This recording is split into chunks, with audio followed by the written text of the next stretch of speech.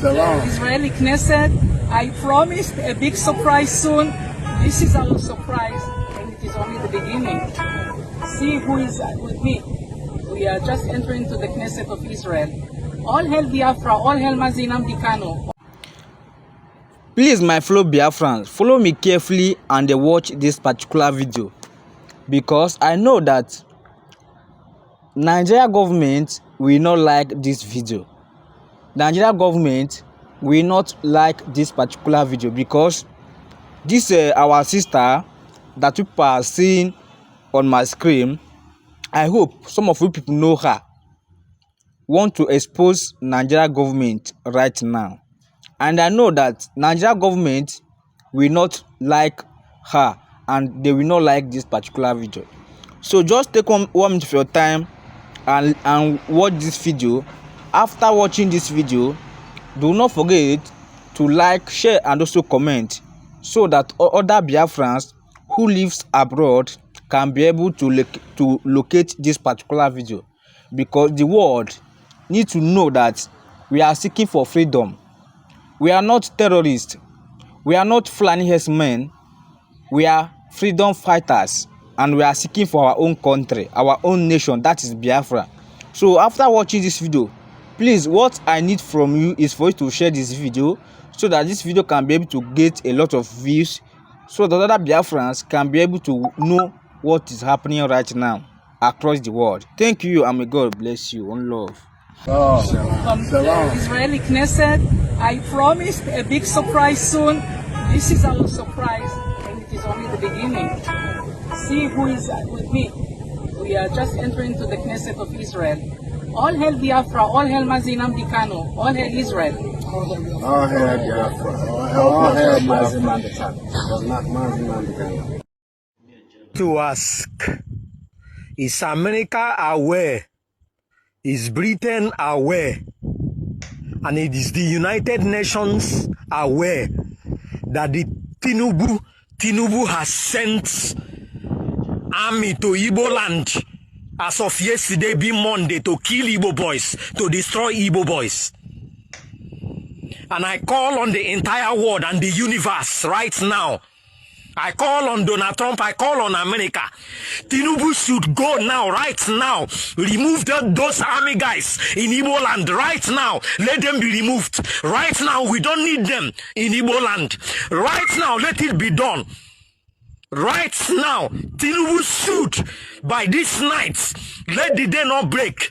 Don't push Igbo boys to the wall. Don't push Igbo people to the wall. Tinubu should remove those army immediately in Igbo land. Remove them immediately, right now. We were Igbo before, and we will be Igbo forever. I am not Biafran. If you are going somewhere, Mbana see political political approach. When Dr. Dozier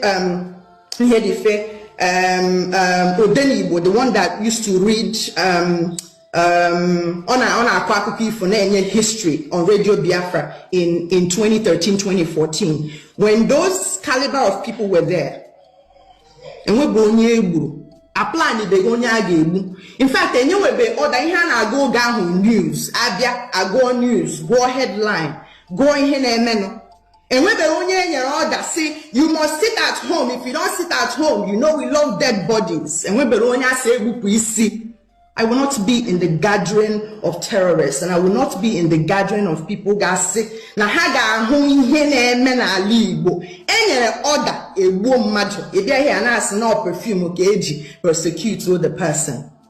It means you're a liar. It means that if you think that the judgment prosecution umechanke ha esia see the defense me pen defense uni me peria e bia here na us no perfume. What are you saying? Now, let me end this by saying this. The question of this room is clear. In terms of their approach, the proof of intelligence is that when a superior argument comes, you are supposed to adjust your brain, make it expand so that you can absorb it. isikwana na ụzọ ịchọ ije bụ ụzọ Enugu eburu gị gara Sokoto isi mba maka na irugo Sokoto ka ị na-eje ịkpafuo gị shiewe ahụ fuo but ikpe ọnụ si mba ọ wee Enugu ka m na-eje ịpụta there and you change direction. That is what makes you a human being. That is what makes you not a sheep. That is what makes you a human being who can look at information. Simba, I will never be in the gathering of plan and I say, oh, that is the right thing to do. I did not stutter when I said it in 2014. Kano's plan was not to get any Biafra or to scam on the Biafra. And I'm glad that 12 years later, they need to say it. Deep down in the souls of every single victim from Lilu to Oso to Idatonot to Mbitolu. I do not need to listen to you or listen to anybody else. Ijen also. Draw her men also. Draw her men no. Hachi throw drill to hashi. That is the only evidence. That thing that I stood on, that thing that Shoma and Saha go to some sitting down, that men like you could not see it from the tallest Iroko tree. And I rest my case. I'll give you the chance to respond because we know that this is a topic that emotions will fly. But please, what makes us mature is when we keep it in check. Please. But I go, take in cognizance before you react. Remember that this person you're talking to, just like you rightly know, was into this man's life. So that you understand her position. We are listening to 213. This person was the girlfriend, lover. So there is a little bit of, like, there should be a little bit of, okay, and we with the first hand that one week borrow a fan or supporter of this person now or to take it because when he raised him saying that I dated this person, I was involved, I was here with him, I saw these things firsthand. So some of you guys have not really put in that thing into consideration. Okay, onya senaya no onya yede proudly and Ozoriezo. Why can't we even know whether my own or out of Iwe or out of Iena? So I have to take in cognizance before we talk and know that this person, and we know, but we only use it at our convenience to shame her. But we forget that all emotions, you people have something in common. There was intimacy. And we hear that he would never tell you as a supporter or follower or brother. So please, I will allow you to react. But because please go ahead, my brother. Yeah, one name Madi. Thank you so much. I'm not going to react to whatever she said. Well, I'm here too well. No, I want time here. But I'm here for you. The reason why I'm here is for you. Approval for her. No.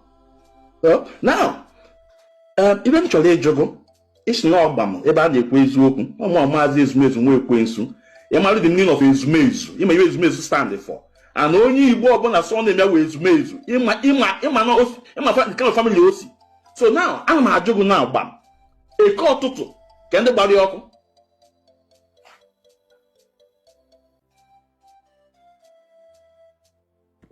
Okay, from the information nowhere, to make documentary, we asked the indigent, and the indigent will not know both ESN and IPOB. That is what is in my library of knowledge. We had in also go do monitor. No, I buy moto joko to join the no say. Kedu, I put a for chebe edecha Iena. Say no to this IPOB. Say no to ESN. It will not happen again. ESN, Namdekano. So this is what I have. So this is the information I have because we've been here physically. Go ahead, please, sir. Okay, ma'am. Thank you so much. It's Nijego, the indigenous with this answer. No IPOP, no ESN. But you, as a journalist, can even if I find the out to dig, you came the truth. Apart from the indigenous, you as a journalist, and I've been and Kiaba, go my make carry out research. Can anybody call to Okay, Amaromo, your profession. So I would do one because open your profession. I can make you when you give example. What you called me is a journalist, not a seer, not a prophet. I rely on interviews. Journalism will not go and babafa more more abrom dibia. What I rely is on interview. I'm begging now. Ngina unwe problem. Mbiajuo umoge ka ihe na emenu. Hasim na papa yi na-eti mmanya ihe. Umoge na asim na papa ha na-eti mmanya ihe. So do I now have to start doing incantation? I have asked people that are there first hand. Ihe na eme. That is how I get my information. Open na nnobemu predict you know umoge na majuro ha. You will not blame me. Man, I just told you that we traveled. Igbo integration movement, the documentary is there. We traveled also and we asked Ndi Nobodo, Kehe Meleko Toto. Asa amazi maybe has him okay, asong gije wo gidi. Asong gije kwana. Obule njo asengo email another investigation again, but okay, now let me give you the answer. In a state, the number one citizen with the governor and they carry away information. Who pulls of them must say it on media? That no state, no anybody called to Oko. All the media. Who pulls of them must say it? Everything there. But bam, Ilapunke is governor. Ga meet the individual with their own personal issue. Does it mean that whatever Hope now says is credible? Because it seems we quote people when it's convenient for us. Do we now take it that whatever Hope Uzodinma says is credible, so that we will start quoting Hope Uzodinma? Do we accept that Hope Uzodinma, that everything he says is credible? Do we accept it? So that we will not quote other things he said. But I'm getting to Hope Uzodinma is a sitting governor. No one hear the order. He allowed the military to go there after Okoye on air. But now, he got on way up no mass in Nankan ESN IPOB. Bam! Chijoke, one mother. I have a lot of videos from Masari Dukubo, Ogwalai, Iwo Menimo State, na part of Anambra State. I have a lot of his boys, no Munaya Bulebu. And we edit the video. It always so one day, sim one-on-one with evidence. I hear Jezoku, who may be small, but I hear Jezoku. Where two on your also and you but Ezoku Chinaka. Only you make it take Ezoku because lies don't last test of time.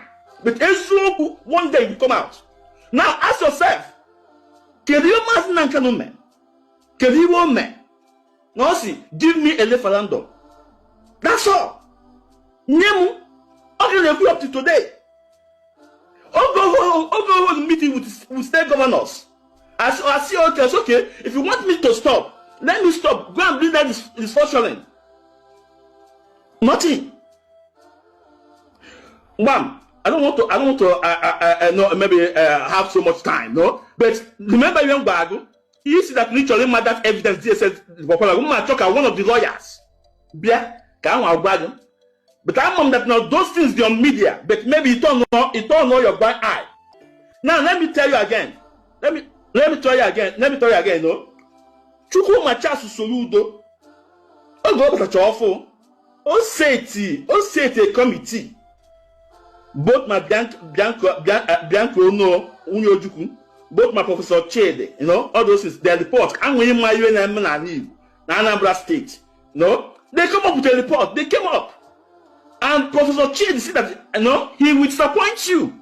You need to know IPOBSN that caused this thing. No politicians and some court. It's there on media. But only the AGO, this is done, we are upside down. Video, my voice, I caught wire off in the middle. Present here, so bad law. Millennia, but Enzo Chineke, Yadlere, they one. Which salute are we talking about? Roma, do you want to react? There's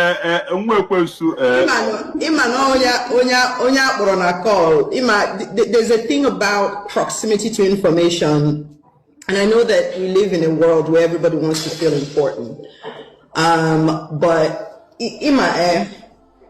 any Igbo person who convinces themselves that what happened in the southeast, what happened in Osun, what happened in Nililu, that the victims, like their stories somehow doesn't matter, is not, and I'm not going to mince words here, is not the type of person who lives in reality.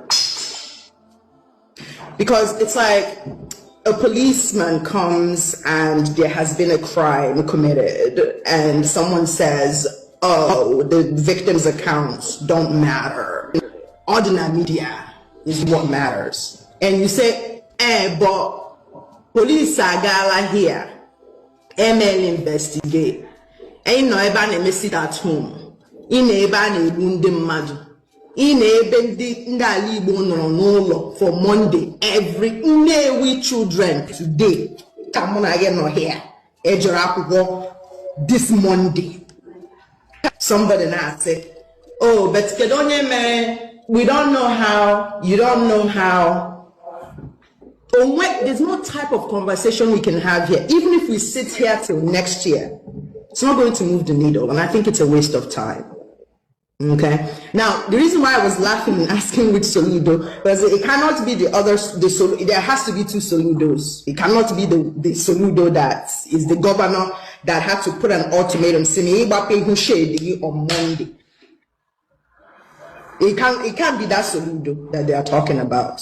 So right now, we are now in the denial phase, where in order all propaganda. Nde beporo na ha mulienando propaganda. Nde jidere red-handed propaganda.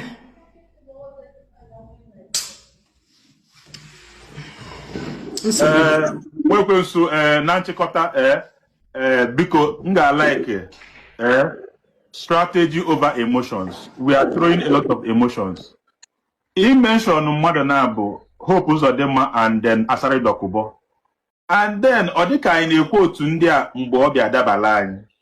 If we start bringing other things that Asari Dokubo said about IPOB and Nnamdi Kanu, we will turn deaf ear. No process nke a ga-ịchọ. Hope Uzodimma kịta anyị n'ihe hope maka IPOB maọbụ Nnamdi Kanu. I say man ọ bụrụ nke a ka ịchọ, but we still quote them when it's convenient. Listen, Maazị Nnamdi Kanu chọrọ referendum.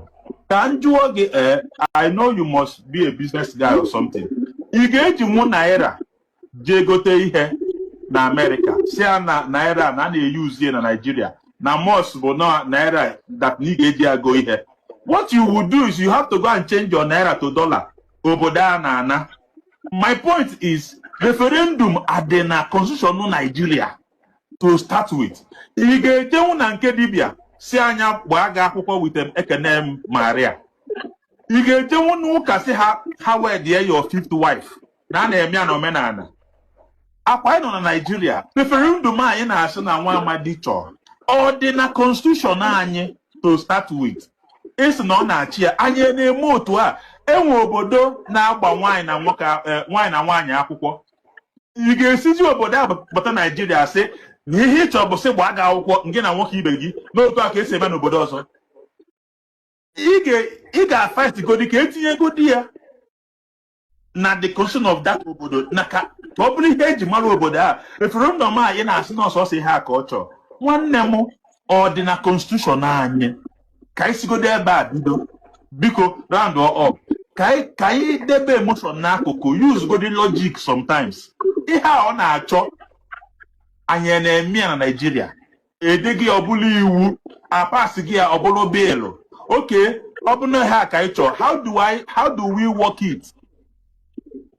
Enwe mgbe a sị na ị chọọ electronic voting before Odiburo megide pass anya ọ bụla iwu megide pass anya ọ banye n'ihe a na-eme nke a kịta asị na-achọ ọ banyego ọ bụ na ọ banyebe how do we make it to enter ọ ya ka ekwesịrị na-ekwuzi nwa ekwesịrị ko round up my brother over to you.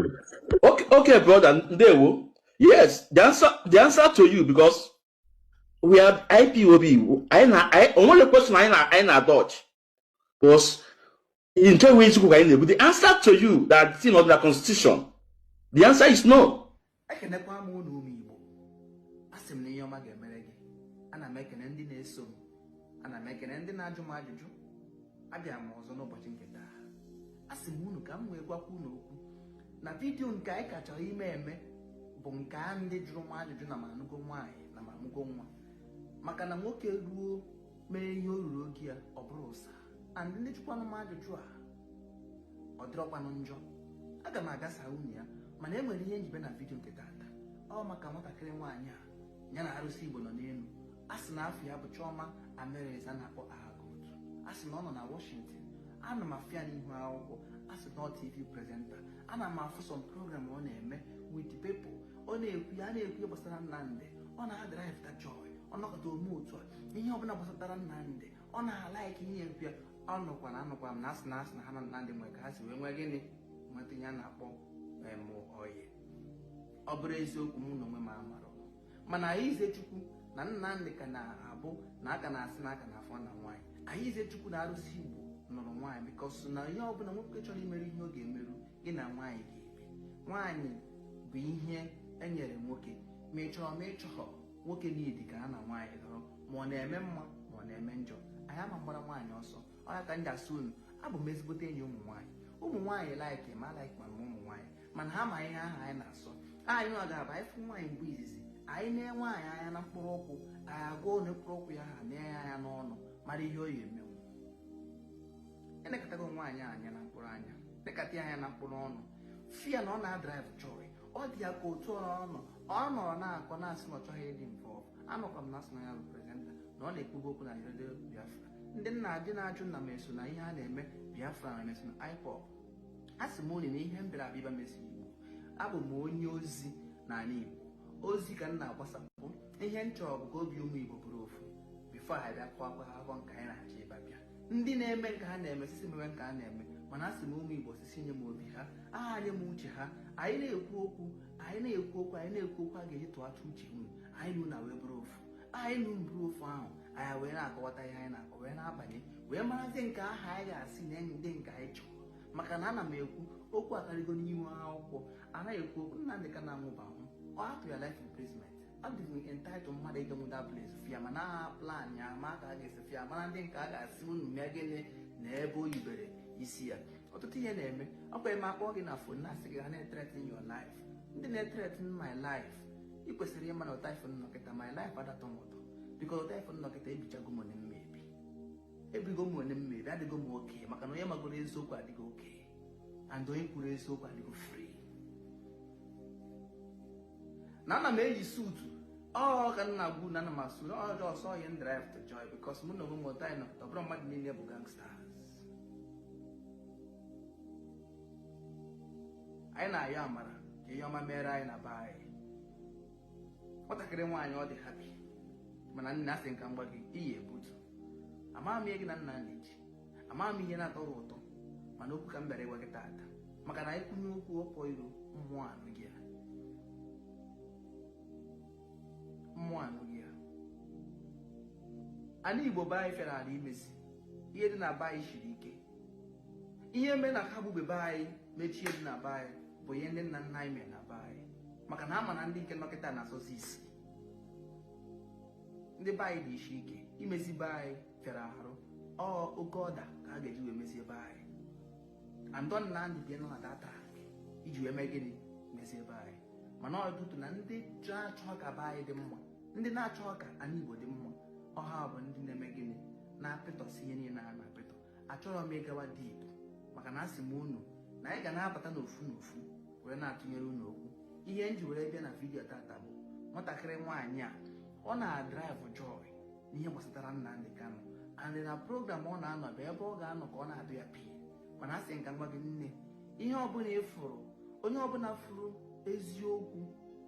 eziokwu ekwuru ekwu na-achọ ka oge shi okpuchi ya enwekwara ihe na-abịa ụgwọ n'ime ya akarịkwa m n'ome Igbo dịka nsibere na-ekwu na-asị unu anyị ga-adị dịka echi ihe ọbụla anyị na-ewetara unu na-abụ ozi ga na-aga direct and anyị si m ntinye aka elu onye ha kwana nwanne ya maka n'oge na-adịrị anya anyị ga-abịa mee gịnị mee ihe anyị kwuru kelekwa m n'ome Igbo vidiyo ọzọ anyị ga-achọ ime ka m kọwara ndị na-ajụ m na ma nkwana nwaanyị ma mụrụ nwa kelekwa m n'ome Igbo daalụ.